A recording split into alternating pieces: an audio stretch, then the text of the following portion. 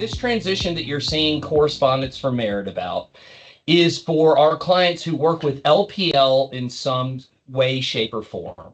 This can be your accounts at LPL and they serve you as a custodian. This could be that you're at LPL and they serve you as a broker-dealer, but you actually have an account with, let's say, American Funds Mutual Funds Direct or Nationwide Insurance on a annuity contract directly. And then they kind of operate in the background. So one of the things we're going to spend a lot of time is talking about the difference between a custodian and a broker-dealer. And then I will go ahead and say, because I'm seeing people out here, if your account is already at Fidelity, this change does not impact you at all. If your account is at a place like AssetMark or a third-party vendor, this change does not impact you. Where this change does impact is if LPL is part of someone's life. And quite frankly, for those people who it doesn't impact immediately, at some point, it may be beneficial for us to do other moves to Fidelity. Basically, what we have going on here is a really high interest from them on the partnership level where we might have opportunities down the road that we haven't had before. So there may be changes, but there's no immediate impact going on at this point. So with that, I will pause and step back and see, did that hit any notes with you guys, anything y'all want to ask? And then I'll go into kind of the regulatory side as well as what's the difference between a broker-dealer and a custodian.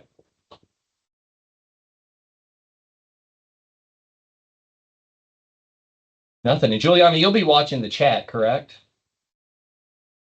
That is correct. Okay.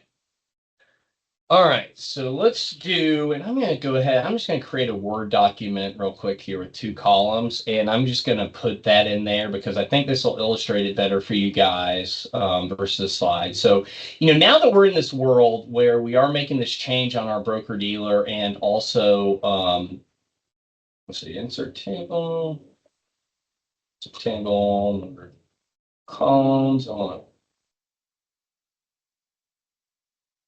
3, 5 rows. Okay. So we basically have out here LPL. I'm going to write this down. LPL, Fidelity, and PKS. Okay. I'm actually going to add one over here. We're just going to fill this out together. We'll do a little work together while we're on this call. Let's see, another column to the left. Okay. So let's just do this. I'm going to share my screen and we're going to talk about the context of what we're doing. So right now we need certain roles in our life as a financial firm. And we're just going to build this up as little pros and cons. This will make complete sense to you guys. We need a custodian, and we're going to talk about what the custodians do to hold your assets if we're going to invest them for you. So a custodian in this situation could be Charles Schwab, it could be AssetMark Trust Company, it could be your 401k itself, it could be Fidelity, it could be LPL, it could be a number of other companies, okay? And so in custodian business, we get that from LPL right now for some accounts, and we get that currently from Fidelity. We do not have that from PKS over here, okay? And the real difference is this is a custodian, this is a broker-dealer, and this is actually serving as both a custodian and broker-dealer, which is where some of this interesting change comes in. When you have that serving as both the custodian broker-dealer, and y'all see this in a minute, you end up with some weird overlaps that aren't the best for the customer or our company. So let's go into what those are. So they do business differently, and this is important to understand. There we go. That a broker-dealer does business differently than a custodian. And this goes into a lot of times you'll ask, what is a fiduciary? What is not a fiduciary? And you get asked that a lot, and I never know how to answer that question simply because there's a lot of different definitions. There is what I'm about to show you, which is about the lowest common denominator on that. There's probably a step above that, which is what the government would actually like you to be. And there's probably 2 or 3 steps above that, which the CFP board would like you to do, where you're really operating in someone's best interest, not just simply by not doing what, operating from a financial standpoint in your best interest, but also putting in the effort and time to do good planning, et cetera. So on the basic level of this, you need all these roles and they are regulated different. So a custodian, think of it this way, they only do this. They hold investments, okay? We now have another role, and that is a broker-dealer. So what does a broker-dealer do? They do commission business. They also, and this is significant when you think about the financial market, they can also buy and sell securities, which is huge. A custodian cannot do that. And they can do outside. It's basically it. They can buy and sell securities for their benefit. And they can dabble in insurance. Okay. Custodian cannot do any of those things I just talked about. So custodian, we put your investments on, say, the Fidelity platform. We might charge you a fee of 1%. That's it. And then anything on top of that with the investments. Works the same way at Schwab, AssetMark, several others that are all true custodians. And that's all they do. And in this custodian relationship that you have where they're doing that, we're not even legally allowed to charge commissions. And that is what makes a custodian fee-based relationship like this, from a pure regulatory standpoint, have what's called a fiduciary standard versus a suitability standard. And so I'm going to put in here, we have under the broker-dealer, what is a broker-dealer? Yes, LPL is a broker-dealer. Fidelity is not a broker-dealer. PKS is a broker-dealer. Now, when you get to PKS, which you will hear a little bit about, they are a broker-dealer we are using inside of Fidelity. And the way that works, let's say you have a annuity contract with, say, Nationwide. Nationwide stays the same. In the middle, there's kind of like an agency, which when you think about your homeowner's insurance, let's say you work with an Allstate agent. They probably have an agency, and then they probably have the agent. And then there's Allstate out here. And what we're really changing is the agency that connects you with that insurance company. And so in this situation, it's like the agent, us, is staying the same. The product with Nationwide or Progressive Insurance or whoever staying the same. It's that agency that's changing, and that's changing from LPL over to Fidelity and PKS. Now, with this, with the broker-dealer being able to do this, notice Fidelity is not. So let's go down to this word and say compliance / fiduciary. And here's how this went for years in our industry. Not really true anymore. Is a custodian was definitely a fiduciary. They had to be if you're charging a fee for advice. Technically, if you charge a fee for advice, you have to be a fiduciary, whether that means you ever talk to your client or not, but you have to be, meaning if we're buying a certain fund, we need the lowest share class, we need several other things. When you go over here to broker-dealer world, they actually use something that's called a suitability standard. And with the suitability standard, what you end up with is this investment suitable for the client? Well, suitable is a very different answer than in the best interest. I mean, I can overcharge you for something that's still suitable for you. So it does not meet a fiduciary standard, but it meets a suitability standard. And so this is where an LPL would disagree with this.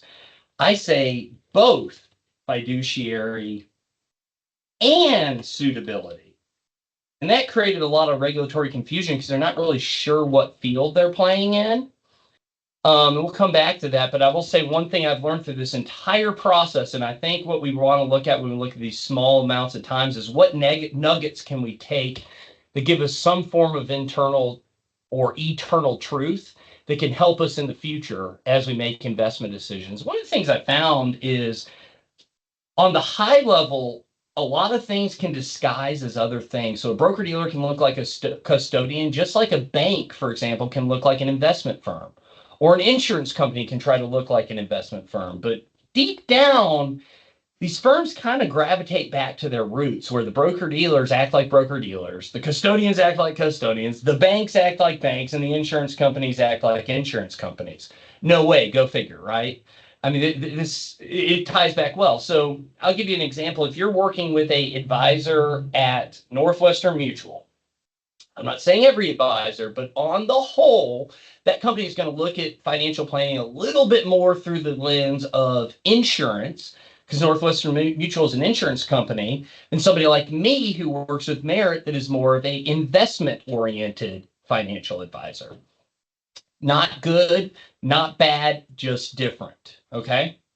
And so when you think about that, what you realize, and what we quickly realized is now we're getting to a point where it's really helpful if a custodian acts like a custodian and a broker-dealer acts like a broker-dealer, and we have all of those separated versus trying to do it all in one.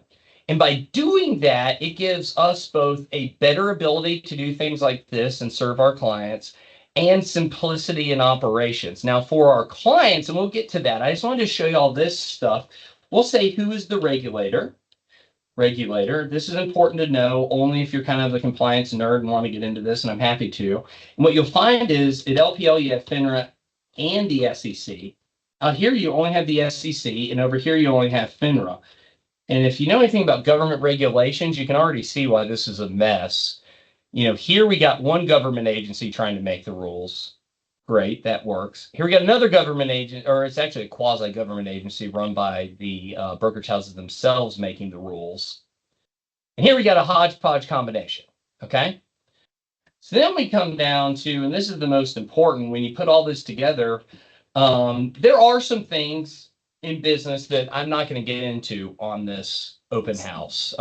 Things that are our business and not yours. For example, why Fidelity or LPL started making it hard to do business. Well, the real reason is they didn't like playing in the sandbox with other companies like Fidelity, and we'll just leave it at that. The other thing, though, is how does this get better for the clients? And I bet most of y'all are sitting here waiting on this.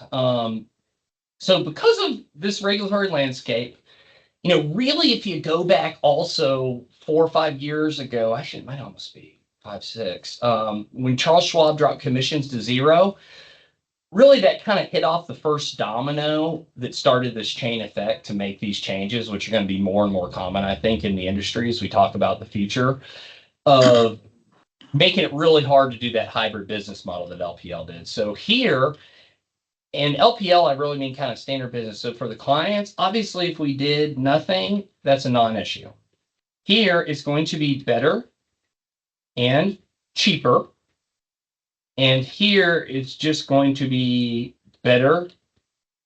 It's going to be no difference, quite frankly. It's not going to make a difference to y'all because let's say we put them in the agency rolled over here and you already had a contract with Nationwide. Those terms are set by Nationwide. This is basically just the delivery service. So, you know, think of a broker-dealer in terms of just the delivery company delivering the product that's already created. Whereas here on a custodial platform, we really do have the opportunity for lowering things like ticket charges, every now and then getting into better share classes, every now and then buying bonds with a higher yield than we would get at LPL. Those types of things, not being charged $40 a year on a administrative reporting fee that LPL charges. So I think on the average client that we have, it's somewhere between $40 and $200 a year of savings. So nothing significant, but more than zero. But for some clients, depending on what type of investments they invest in, you know, you start getting into exotic bonds or private equity or other alternatives, you can get much higher returns actually on the Fidelity platform. And we say cheaper, you'd never see that, but what they do is Fidelity actually gets the bonds at a lower cost than LPL, so they can give it to you like on a US Treasury at maybe 2 or 3 basis points higher than that same bond in the current account. And so we got into this weird panacea where I really think right here, it ends up being better for the clients. You do all this stuff, it ends up being better for us.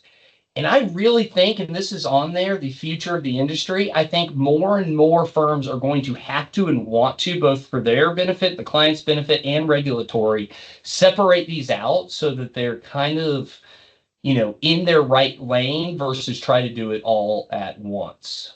So with that, I will pause and open up for any thoughts and questions. That's probably a lot more than y'all expected and a lot more in the weeds than y'all expected, but I wanted to give y'all a full picture. And then also just talk about some of the more just concerning logistics, like, okay, when do you get your paperwork? What should you expect once the transfer is completed? When will your income start off higher again? Why did you get two checks in July? And we'll talk through all those, but I'm going to pause here for any thoughts and questions from you guys that are watching.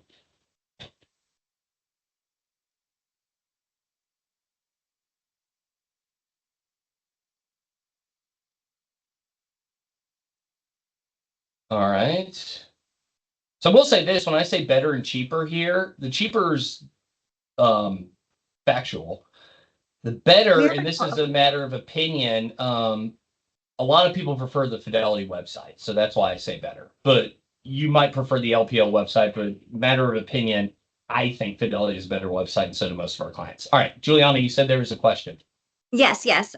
In this process, will portfolio funds be physically transferred to Fidelity from LPL, resulting in the total value being reduced? For instance, previously, when I moved my portfolio management from Fidelity to Smith Barney, my total portfolio lost value from 500 to 480,000. That's a lot. 500, that's 20,000 during the transfer of my funds.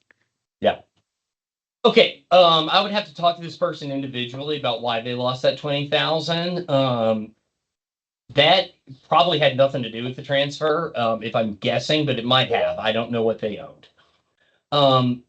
What I would say on that here is, yeah, it has no cost to do the transfer, no investment impact. In fact, you might see on the LPL side, there is an account closing fee. We're covering that for you. So that is not a fee you'll be charged. There's a fee LPL will be paid, but that will be paid by us.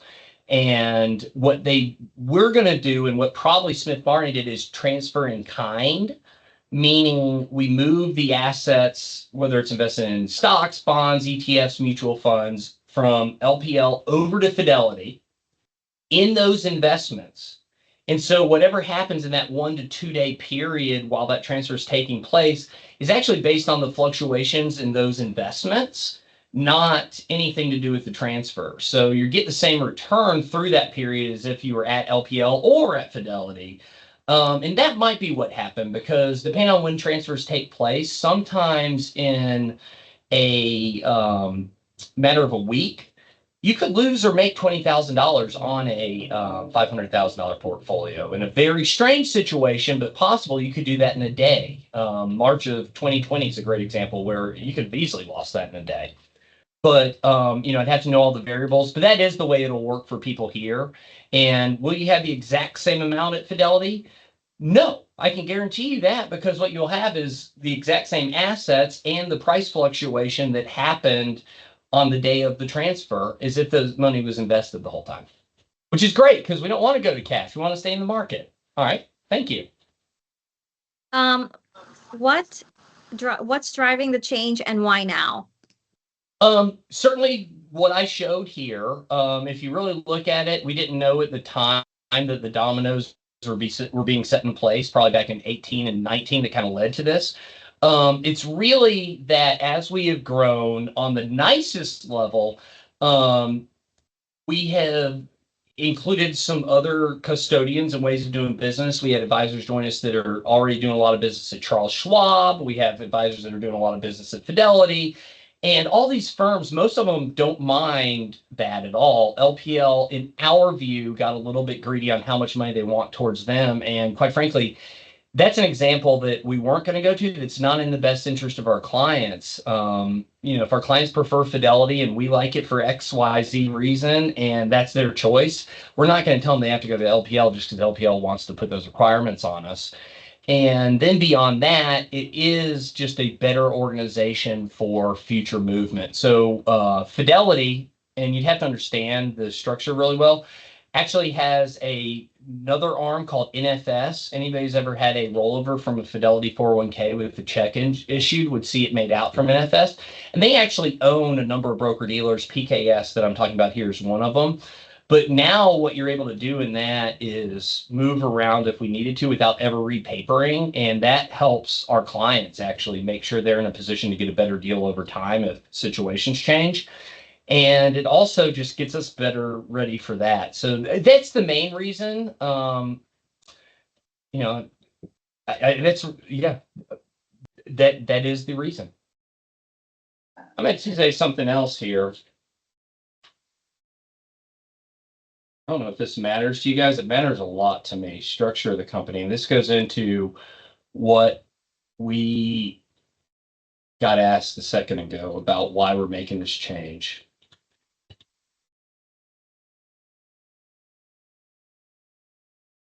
All right, Juliana, let's come up with a good prize for anybody that can answer why this might matter a lot, what I just wrote here.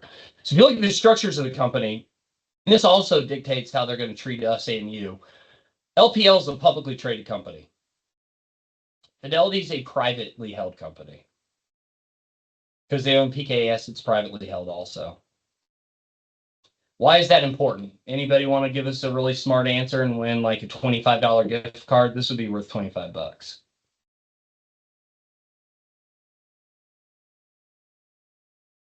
Anybody want to try it for $50?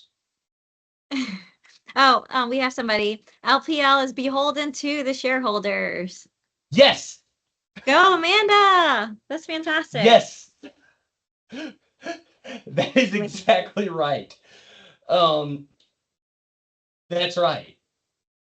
They are beholden to the shareholders. Once you get publicly traded, and I'm not saying that all publicly traded companies are bad, nor all people that work for them, but you just have a different master you start serving. And for those of us, who are, I'll bring a little religion in here. I think it's Matthew 26, Jesus, somewhere around there. Jesus says you cannot serve two masters. You cannot serve both God and money. Tell you what, man, you start serving the public markets, it's really hard to remember anybody except the public markets. That's just my opinion, in case this ever gets out, because it's certainly an opinion. That is not a fact, but it is an opinion. Those of you who work at AT&T, notice the difference between Bell South and AT&T. That's all that needs to be said. Yeah. Well, maybe the powers that be realized the fine, outstanding job, David, you and your team have done for us over the years and decided to take advantage of it and share the love. That it could be correct. We have another question, David. Oh, sorry. Okay, great. JP, go ahead. And Juliana or somebody else, is this helpful to leave up, or do y'all like looking at our big faces? I'd rather see Juliana's picture myself, but that's just me. Me too. All right, let's do that. Pinner. No. All right, what's the other question, Juliana? And I'll leave this up just in case. In the information sent to us by Merit, one of the advantages communicated was higher rates of interest paid on cash holdings. However, this bullet point is footnoted saying, as of this date, please comment on this as it is terribly reassuring, as it isn't terribly reassuring. Yeah, it shouldn't be terribly reassuring. That's a great question. So you would have to say that, and the reason I'm saying terribly reassuring is cash holdings. We're always in a constant evaluation of what money market mutual fund or money market fund is the best. And even at Fidelity, there's like 5 or 6 of them. So there might be one we use today that we use another one in a year. And that's why it says at this time. Okay, so that's where the non-reassuring language comes from. And it is important to remember when you're doing investments, nothing is guaranteed forever out into the future unless it's backed up by some type of insurance company. So the truth is, I can tell you what the Fidelity cash reserves yield now. I can tell you what the LPL cash reserves yield now. And I can make a valid statement that Fidelity pays higher. But if you said who's going to pay higher in 2027, me nor anyone else in the world can tell you who's going to pay more in 2027. And that's what that means. And compliance just makes us put caveats like that in on stuff, not to express the way the world is today, but the fact that the world could be very different tomorrow. That's all. But right now, and this is back to the shareholder versus private conversation, with any money market, just so y'all know how Fidelity, LPL, Truist, Bank of America, any bank makes money in that scenario. They take the funds that are deposited, they go out and buy typically really short-term bonds, usually either treasury bills or notes, that are backed up by basically what are considered cash equivalents, meaning they mature in 90 days or less, some up to 180 days. So there's a little liquidity mismatch, but the firm takes it. And then that yield they return to you, but they keep part of the yield, right? I mean, you'll know this at a bank account. They take your money that's deposited, they lend it out, earn money, and that spreads how the bank makes money. And you get your money back, and the other person gets to buy a house with a mortgage.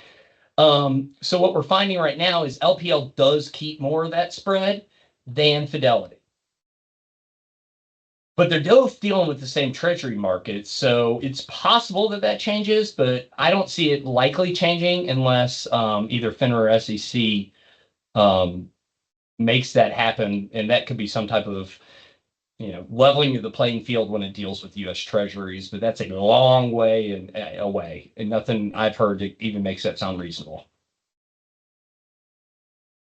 Great question. I love it. And please, that correspondence we sent, I thought it was very well written, but not perfect. So please let us know anything like that that might be confusing or, or concerns.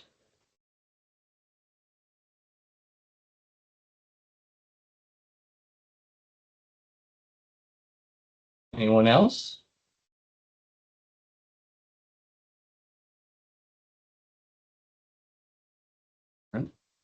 David, it's Todd. Okay. Hey, Todd. How are you? Good. So speaking of that communication, I'll tell you the very first thing that I thought was our relationship going to change. And I Thank you. Don't mean that specifically, but the first thought occurred to me is David's going to lose his job. Wow. Yeah, because there wasn't anything in there.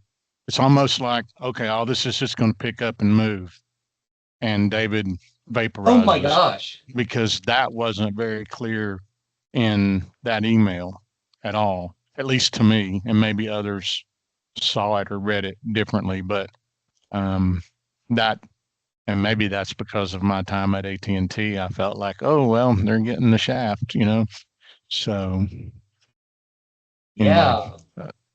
Thank you, Todd. That is yes, sir. Great question. And in fact, in line with more of the concerns I've heard through this whole thing from clients. So I had another client I was talking to about this, and they said, well, before working with you guys, we worked with a Fidelity advisor, and I didn't like that experience, and that's why I transferred it to you. And Fidelity, it's a big company with a lot of different type of advisors. There are advisors that work directly through Fidelity, and they are Fidelity employees.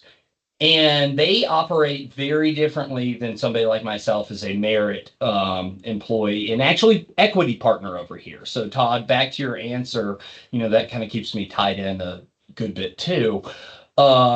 Just from a money standpoint. And that's, there's other reasons I'm here, like loving you guys and loving the company, but that helps it a little. But those advisors, they do offer much more generic portfolios, won't get into taxes, won't get into several other things. And there's a little bit more of a, you're being served by the company, and we have kind of a conveyor belt of, musical chairs of changing advisors. And the client asks, he goes, I didn't like that relationship, so it came to y'all. And this is totally different. This is not inside of Fidelity. Most of you guys that are at LPL don't even know this, but a lot of my clients who've started over the last 4 to 5 years are actually already at Fidelity. We started working with both from the standpoint of whenever you try something new, you don't want to put all your eggs in one basket. Where have you heard that? You want to kind of see how it works. Is this a good partnership? I'd almost view the relationship we had with Fidelity as more of a, you're trying us out, we're trying you out, but we're completely separate companies. We have completely separate balance sheets. We are literally just using them as a custodian to hold the assets. So that will not change. None of it will change. Our intention is actually for it to not hopefully change anybody here at Merit either. I don't see a reason why this specific change would. Obviously, I'll take somebody we all know and love, Barbara Bassoff. If at some point she left, it wouldn't be because of the change. It would be because she either chooses to retire, we work her to death through this, or one of you guys cusses her out and makes her mad. So don't do that. But yeah, I don't anticipate anybody from Merit losing their job. And thank you for asking that, because I had another person go, oh my gosh, are those people at LPL going to lose their job? And the answer there is hopefully no, because they're a different company with more clients than just us too. Yeah, so thank you. So I have one more question related to that email. I'm assuming, and perhaps you're going to talk a little more about this, that a front end client, and I mean client as in the client server, not client as in I'm your client. When we log in to look at our accounts, we're going to be logging into a Fidelity website now, or when this change occurs. Is that correct? So the front end that we see when we log in and look at stuff will be a Fidelity front end. Is that correct? Yes. Okay. Yes, it is. So you're going to actually, for a lot of you guys, and here's where you're getting with logins, and let's make this as simple as possible, and then we'll talk about the complexity. The simplicity is use the login you're most comfortable with and like. You're going to have multiple logins you can use. Fidelity is one of them. And most people love the Fidelity website and like that. If, let's say, that's not your jam and you want to use, our company, and this is not a Dave Elder opinion, this is a Merit opinion. I think it's bad. So voila, there, I'll give you the Dave Elder opinion. They have a website called Merit Connect. You can look at your accounts through there, and that's great. It mattered a lot when we had clients at Fidelity, LPL, AssetMark, Charge Schwab, all these other places, because then they can all go to Merit Connect and get a similar experience. And if you're on the Merit Connect platform, I will tell you this, your accounts will show up at LPL and Fidelity with the same login, because basically Merit Connect takes all of our clients' accounts and just puts them through to one website. That's another choice. You have Todd. Again, Fidelity can make it so you don't need that. And then the third is some of the people have financial plans and software where we have like a portal and an e-money type structure, or Money Guide Pro. And in that situation, you can also look there. So there's a lot of different websites you can look at, but the most logical one would be Fidelity. And for most of our clients who are either moving to Fidelity or already familiar with it, I've not heard a single bad thing about the website, and I've not heard many good things about LPL's website. So hopefully most of you guys feel like that change is a positive. Thank you. We have a couple questions through chat. So I have a HSA at Fidelity. Will this have an impact? What do you need to do if I want you to manage a large portion of this account? We can yeah, that's a great point. Thank you for bringing that up. We put we loaded this person in there. Yeah, any account at Fidelity we can actually manage at this point. With the HSA, you got to remember we can only manage the investments. So you still have to submit receipts, and you're going to have to do that through the Fidelity HSA platform. We're not, here to validate whether or not, that doctor bill or hospital bill qualifies for an HSA. But what we can do is manage the investments, grow them, and then when you get that hospital bill, you submit it, and if there's cash, it'll get paid, or we can liquidate some positions and do that. So yeah, the same way we're adding our ability, it's called a G number, but it's really just adding us as the advisor at Fidelity, if you want to put it into common language. We're doing that for y'all's current investment accounts at both LPL and then now Fidelity. We can do that with HSAs and any other account you have at Fidelity if you. And we've had some people, yeah, that's it. Another question is, how will Merit services for us or accountability to us change? That's an easy question. Read that one more time. You kind of cut out just there. Sorry, it said, how will Merit service for us or accountability to us change? I don't see any changes there. I really don't. The custodian will change, But I don't see anything as far as our services to you or accountability as far as, and I assume that means like performance reports, planning, the ongoing nature of that stuff, running models, different things. That won't change.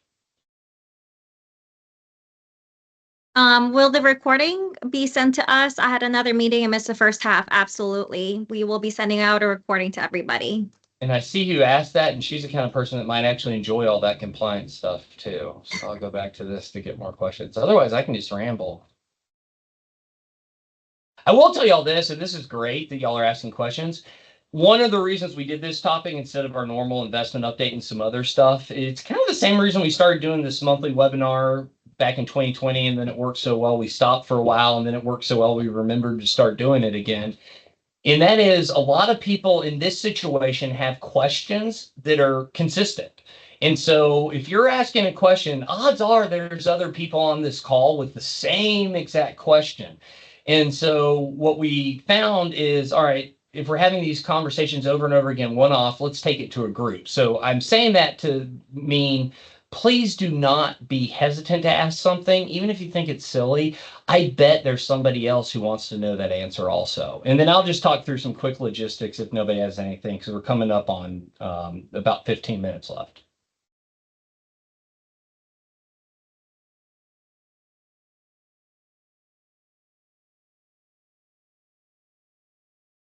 I don't think there's any questions on the chat. Okay, good. Let's talk timeline and why we know certain things now and don't know certain things later. So let's look at the timeline. Y'all got your email already. Just so y'all know, that email went out on July 8th, I believe. And it was literally like a week before that we found out this was definitely happening. And prior to that, the talks were in place. I could have told y'all there were some tea leaves. We weren't 100% sure it was happening. Contractually, we were not legally allowed to say a darn thing until we notified LPL. And now we can actually have these conversations. Otherwise, we would have been on an NDA or non-disclosure agreement that would not have allowed us to do this type of presentation. Now that we have this, you got the email out. What we're doing is preparing an information spreadsheet download of our clients and y'all's information that'll get given to Fidelity. They're then going to send out e-signatures, and then that money will move over. Our hope is none of your distributions or any service gets interrupted. So let's go back to our little chart, and we'll do that by column real quick. And this is interesting to know. So right here, if you have a fee-only account and you're taking income, for example, on a monthly basis, so we'll talk about here, we'll just do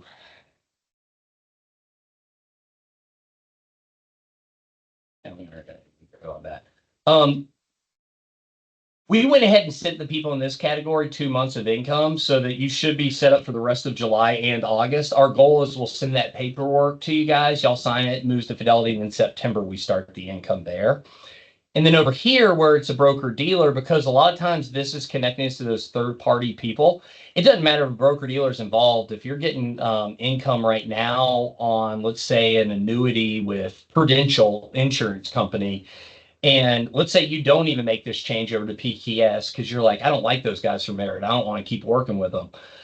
You'll still keep getting your income and everything because Prudential's sending that to you and that stays in place, but you'll also be paying fees on the account without an advisor to help you.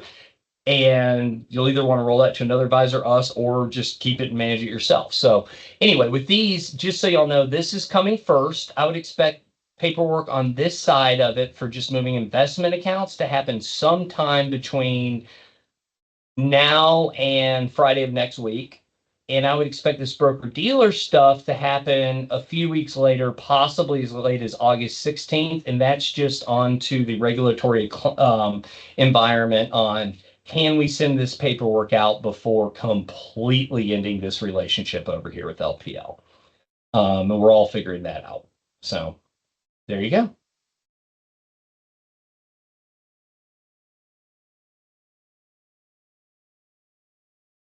Anybody else? Juliana, you've done a number of these with other advisors too. Is there anything that you've heard consistently from clients or other advisors that you think would be important that we haven't mentioned?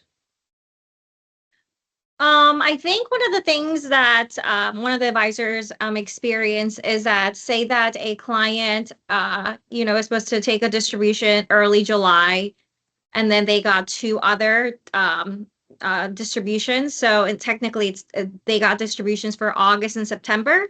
So their next distribution would start back in October. So there's been a little bit of shift based on when you're supposed to receive distribution. So there might be a little bit of like changes based on your situation, what that date looks like. So that's the only thing. It's very little, percentage of people, but we did have a couple people get that. So when they say, oh, you're supposed to get in September, we're just managing it so that that you get it at the appropriate time and date and time. So that was the only thing that was something that came up.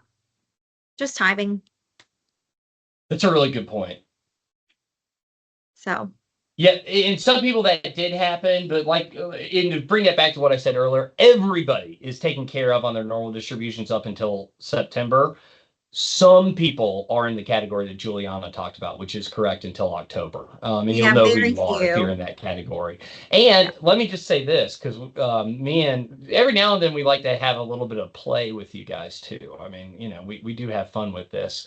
Me and Scott Meyer are actually kind of doing an over-under on how many clients won't notice they got extra money and just spend it and forgot that they got the extra distribution. So there's that option too. You can look at your account and go, man, I have more money, I should go spend it. But we were joking around. That's going to end up bad for most people. So don't do that unless you mean to.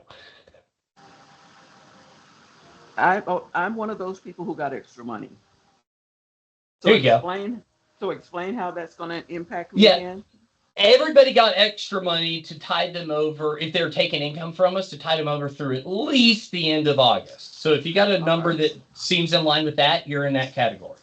Some people got it to tie them over through September, and that just had to do with timing on the distributions. And they won't need another distribution from us until October. And in that category, you are... you'll know who you are. I mean, look at the amount of money you have, Mavis, and whichever one it fits in, just spend like normal and you should be fine. And if y'all have any questions after this, please don't hesitate to give me a call, shoot me an email, schedule a meeting, or my cell phone, and I'll just tell you all of it if you want to write it down.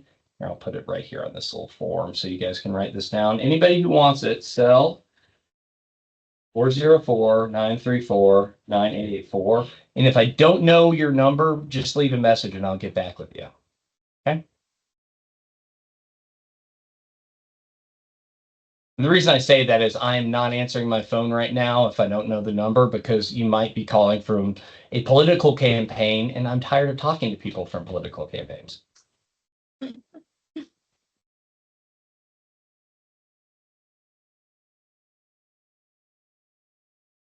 Anything else? I think that's it. Right, so we'll send a recording. Go ahead, Julia. Yeah. I said we'll send a recording to you all, and we have friends that are clients of David. Please share them as well. So the knowledge, but that's it. Yeah. Great. And I'll just kind of wrap up here and say, I think this is good news for all of us. Hopefully, I'm excited for this next chapter.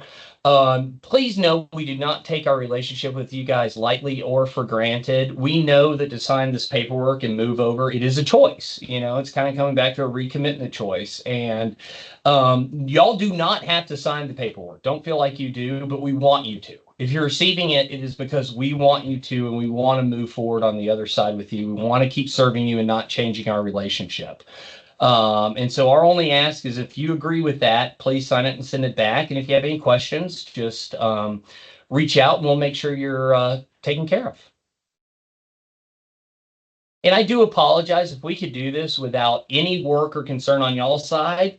We definitely would. And quite frankly, if we could do this without that much work and concern on our side, we would. But it's a massive amount of work, but going to be well worth it. And we just really appreciate y'all's relationship, making this even something we have to worry about and possible. Hello, David. Yes, sir. Rufus White, how are you? Hey, how you doing, Rufus? Good. What if we don't sign the documents? What happens to our account then? What are the options?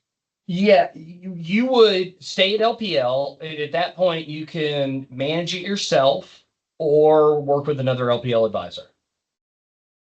And I will say this, if I was going to choose the manage it yourself option, LPL is not really the best platform. I would move it to either a Fidelity, Schwab, or E-Trade type platform if I was going to manage it myself. Fidelity, LPL, you literally have to call up their office because they don't have a retail trading platform. They're really built where their end client is just financial advisors, whereas Fidelity has it where they can serve people like us and retail investors. Yeah. Oh, okay. That was just a general question. I'm gonna stay with Merit, no doubt. Well, good, because I was about to call you right after this. No, I'm just teasing. I figured it was, and I don't. I'm looking through the people on this call. I don't anticipate any of you guys leaving us, but I do want to make it known that we also appreciate y'all signing this and know that you're doing this for us and not something you have to do. So thank you for the business, the trust, and the relationship. Oh, you're welcome.